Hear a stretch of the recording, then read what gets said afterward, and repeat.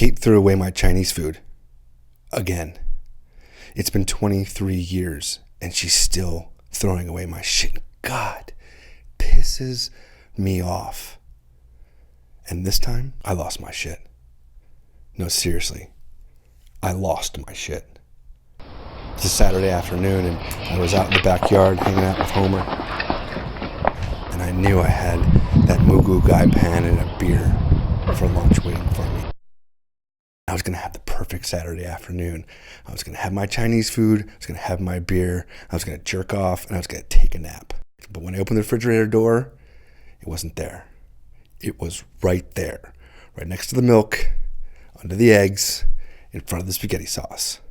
Hey, babe. Hey, babe. Hey, Bert. Kate. Kate. Hey, Kate.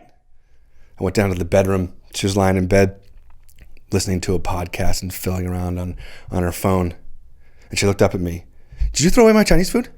Did you throw away my Chinese food? And she looked at me and said, no. You cleaned out the refrigerator, didn't you? You cleaned out the refrigerator. I can tell you cleaned out the refrigerator. The pickles are gone and the mustard is gone and the whole thing's freaking clean. Don't tell me you didn't throw out my Chinese food. I didn't. Jake didn't do it. It had to have been you. I didn't do it. Why do you keep doing this shit? Why do you keep throwing away my shit? How many times do I have to ask you not to throw away my shit? If it's not yours, don't throw it away. Now I'm really starting to lose it. God, I hate this. Why do you keep doing this? And she turns away and she closes her eyes and she starts to mumble and I know she's praying for me. And this really pisses me off. It's some Ho'oponopono cleansing prayer. I love you. I'm sorry. Please forgive me. Eckhart Tolle. Somebody has been taken over by the pain body. Well, probably anything you do will fuel the fire.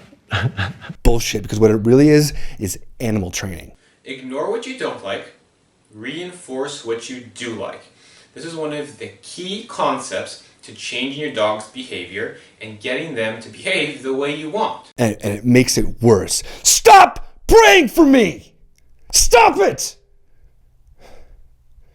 Now I'm like this cross between a 5-year-old throwing a tantrum and a demon. I mean, I'm just thinking, fuck you, I don't need this bullshit. I'm gonna fucking leave. Fucking leave your ass. Just run away. You'll see. Just run away.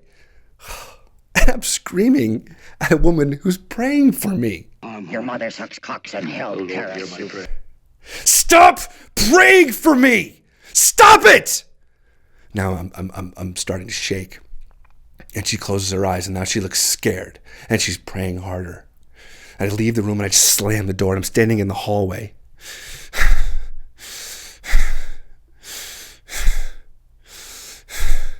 My mind is freaking out. My stomach and my chest are just pounding. I'm just, fuck! Fuck! I hate this! Why do you do this to me? Somewhere in the back of my head, this little voice that I've trained over the years asked me, when was the first time you remember feeling this way? Fuck you, go away. When was the first time you remember feeling this way? I don't give a shit! When was the first time you remember feeling this way? Fuck, I can't find it. Fuck! Why you do this to me? I can't find it. Where is it? Where is it? I can't find it. Why you do this to me? Why you do this to me? Why are you doing this to me? God, why are you doing this to me? Where is he? Where is he? It's Patches. Yeah. It's Pastors. It was 1976. My father had bought my mother her dream house earlier that year. A big Victorian in Richfield, Connecticut. It was Christmas. And Christmas was one of my mother's favorite holiday. It was the one day where she was always, you could just count on her to be happy. And she loves buying all of these presents and making this perfect day. And in amongst my presents is Patches. And he was this huge by a 6-year-old standard, stuffed teddy bear. Soft, cotton.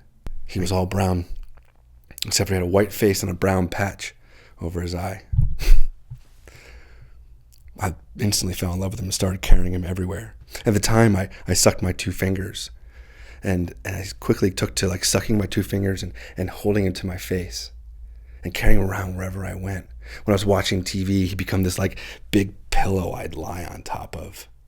And when my mother freaked out, I'd put him in front of me while she screamed, "Why can't you just put the dishes in the sink? Put the dishes in the sink. It's right next to it. It's right there. Why can't you kids help me out? Why do I do this? For God's sakes, I wish sometimes you children were never born." Oh, my father died when I was 12. I remember holding him in my bed, and burying my face and weeping and praying with God, just please, no, just no, no, just no, no, no, no, no. He was my comfort. But 12 turned to 13, turned into 14, and I'm still carrying patches around and still sucking my finger. And my brothers and sisters, they'd had enough. I couldn't take it anymore. When are you going to stop doing that? My God, how old are you? God, would you just, oh God, stop. Just stop. The first time he disappeared, well, I couldn't find him. I came home from school and we used to put him in, I used to put him in this cubby because we all had our own individual cubbies. And I came home and he wasn't there. I ran up to my mom. I was, "Mom, where's Patches?" And she said, "Oh God, honey, he was disgusting.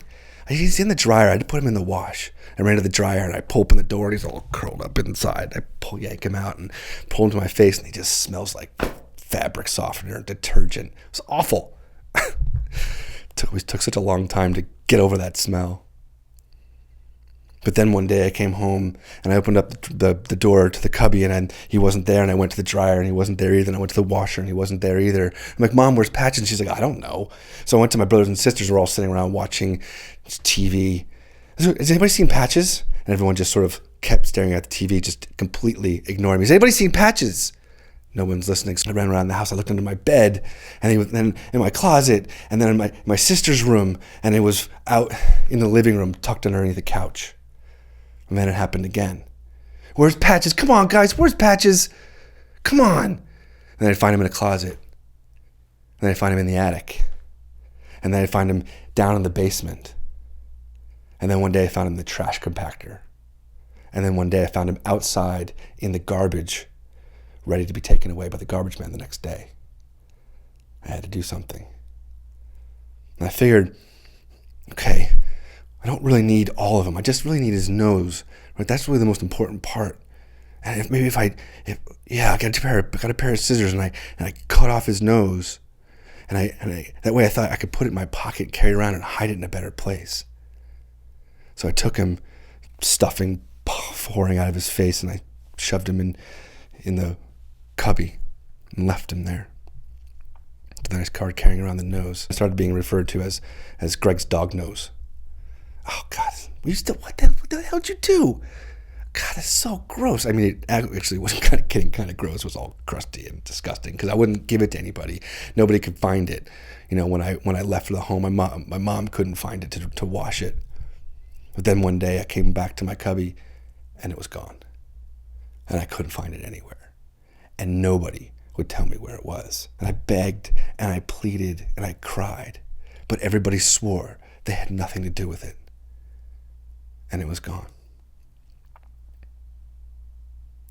And maybe a year and a half, 2 years went by. And my mom's having us clean out all of our cubbies because they just got gross and full of old crap and pencils and erasers and coloring books and old textbooks, homework assignments. So I'm chucking everything away and I find it way up top behind some shit. I must have just thrown it up there and missed, and it went up too far. So now I've got it again. And I hold it to my face and I still got that smell. A little dusty, but I still got that smell, and I'm just washed with this feeling of I don't tell anybody that I found it, but I start secretly smelling it again. I don't suck my fingers, but I'm just carrying around and smelling it. And then one day I'm sitting in the TV room watching TV with my little sister, watching a General Hospital, and I'm waiting for Spider-Man to come on or something, I don't remember. And she turns to me and she sees me. She's like, oh my God, no, you didn't. I'm like, what? Shut up, leave me alone. No, Greg, come on, you can't. You can't. Where did you find it?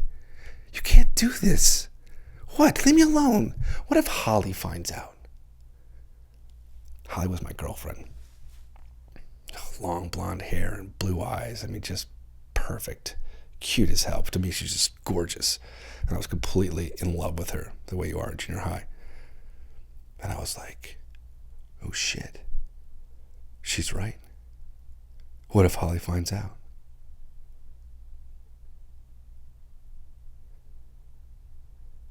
Saturday morning came around. I was watching Saturday morning cartoons. Laugh Olympics or something. Probably the Justice League.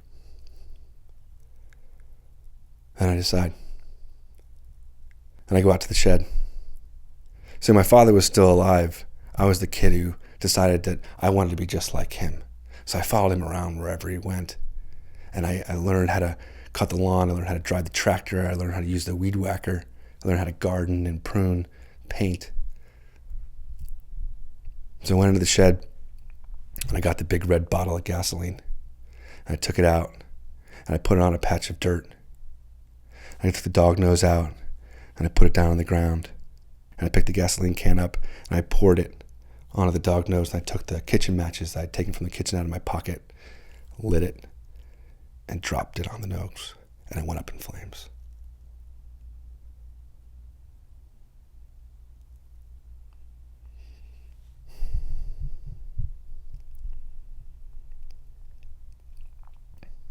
That night, I was lying in bed with Kate, and I told her about Patches.